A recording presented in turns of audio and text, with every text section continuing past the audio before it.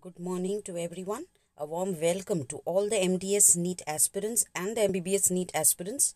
The topic for today's quick revision series is bias and confounding. I know most of you do face problems when such questions come up and get confused and end up marking the wrong answer.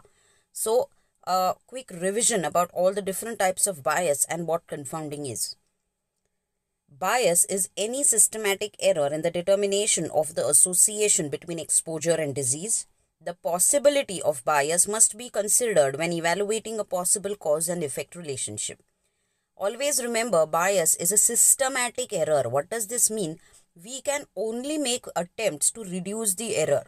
Based on every study design, the individual study design does have inherent problems about bias, which can be reduced to some extent but cannot be eliminated completely.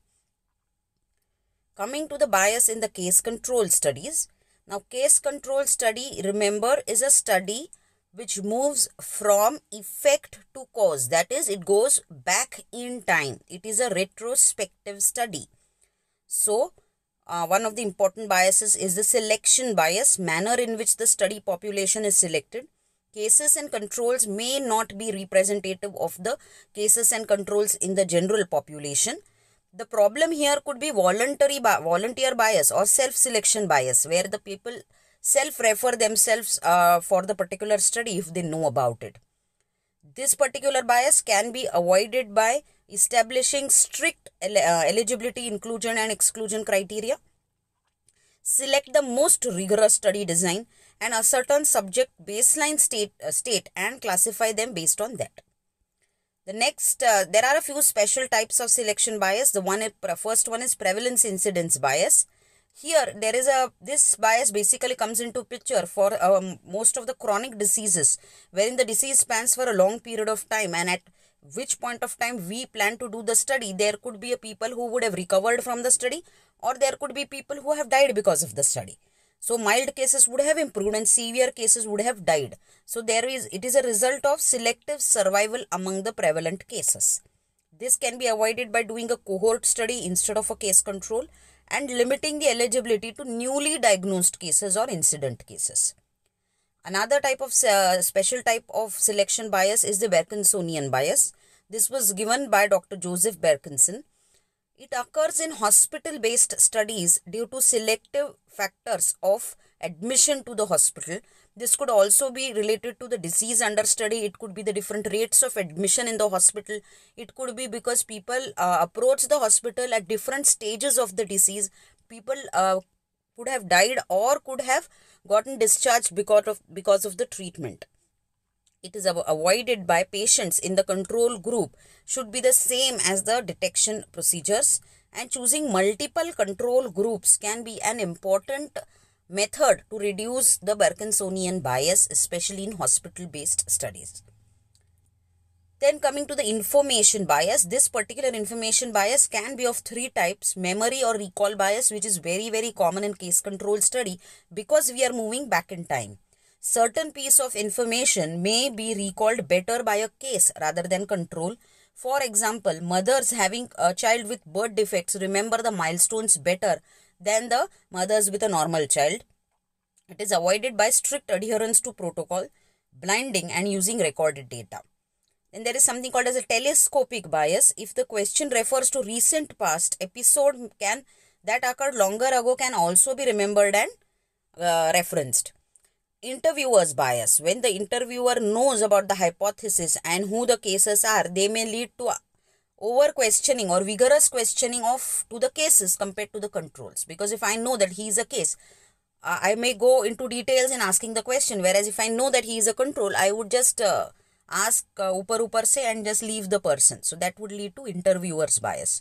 This is avoided by time restriction of the interview and blinding. Now, blinding here means that the interviewer does not know who the case and control is, so that he can have a same protocol for all of them. Then there is something called a social desirability bias, tendency that the respondents to answer questions in a manner that will be viewed favorably by others, or over-reporting of good behavior or under-reporting of bad behavior. Like, for example, if a patient comes into your clinic and you ask, how many cigarettes do you smoke? Patient may not actually tell you 10, he may tell you 3 or 4. अरे 2-3 बार कर लेते हैं. So that is how they may, that is social desirability bias, because they know that it is a bad habit and the doctor may not be fine with it, and hence they give you a number which is, they are not hiding their behavior, but they are not giving you the complete answer. It is avoided by anonymous administration, wording the questions in a neutral fashion, and overclaiming the technique, that is knowledge about non-existent items. Then there is something called as a diagnostic bias. It could be due to performance of disproportionately high number of diagnostic procedures on cases. Occurs if the disease has very few manifestations and requires a lot of laboratory procedures. For example, nephrotic syndrome or a long-standing oral cancer. Then we come to bias in the cohort study. Now, cohort study is the one which goes ahead in time. That is, it is a prospective study. It moves from cause to effect. So here again the bias which comes, selection bias comes in both of the case control and cohort study, because in both the cases we are going to select people from the population. Then there is information bias, distortion in the estimate of effect due to measurement error or misclassification of the subject.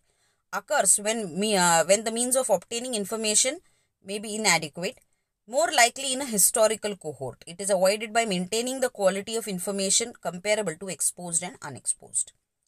Non-response bias is quite common in cohort study due to the refusal to participate in the study. Now, if it is a 20 years down the lane, there could be possible that the person is a part of the study for 5 years and then he is not ready to participate.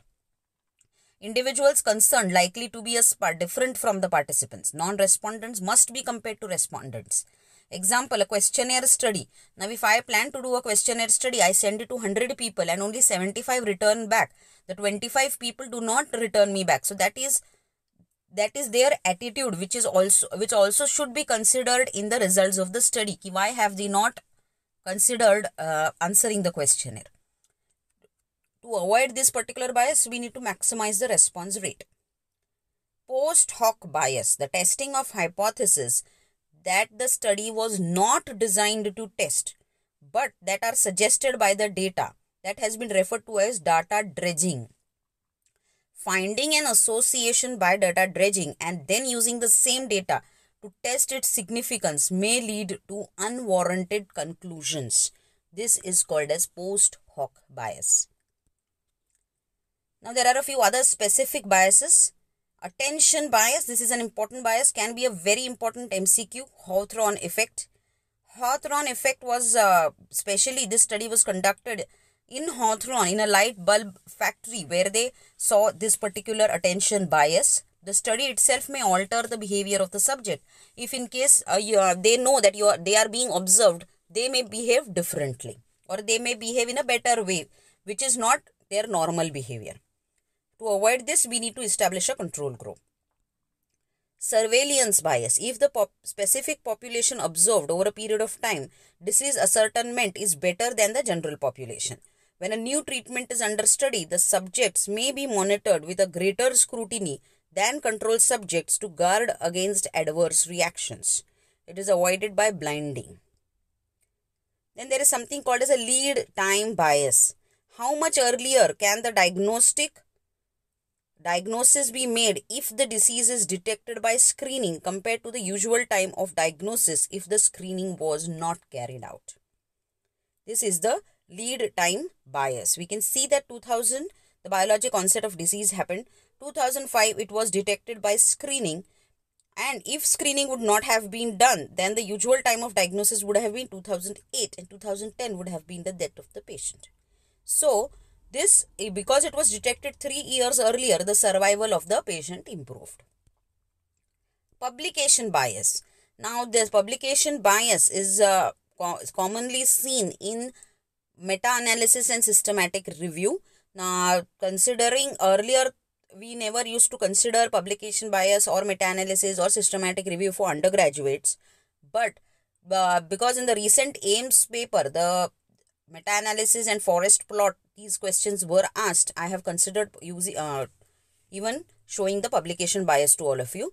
Arises because investigators do not submit the results not showing positive association or increased risk. Journals select the studies. Articles regarding environmental risks or clinical drug trials example, or there could be because of their different languages. It could be because of incomplete articles available. Lot of factors play a role for not considering those articles in the study.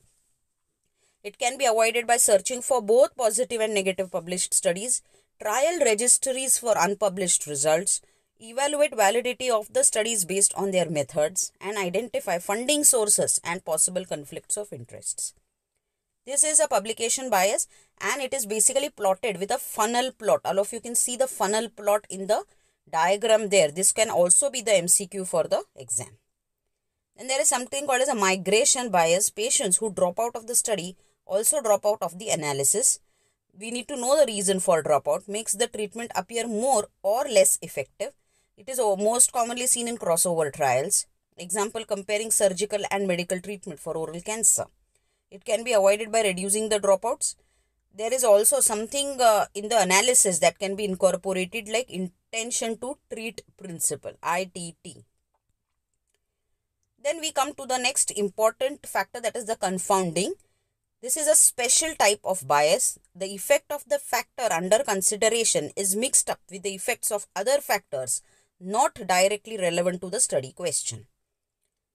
Now, all of you can see that there is an observed association between coffee drinking and pancreatic cancer, but smoking can play a role on both of them. Like while cigarette smoking, people may have the habit of coffee drinking, and smoking also has an effect on pancreatic cancer.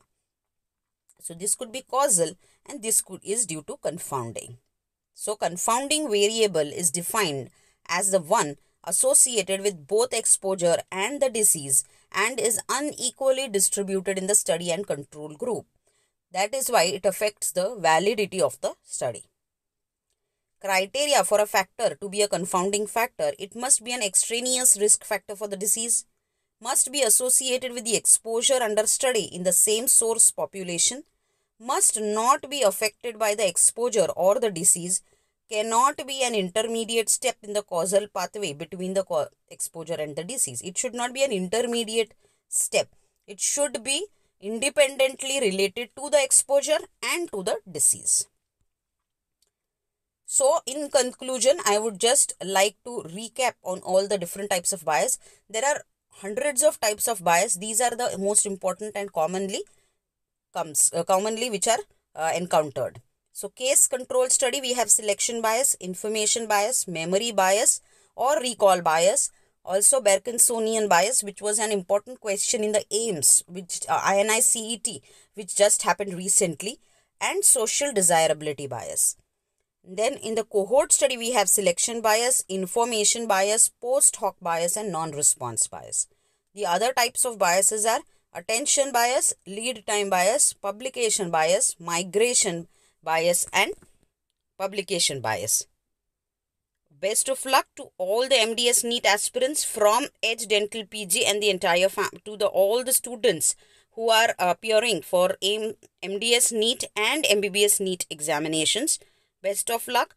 Please give your paper with complete attention and do subscribe to our channel to get more such videos. Thank you.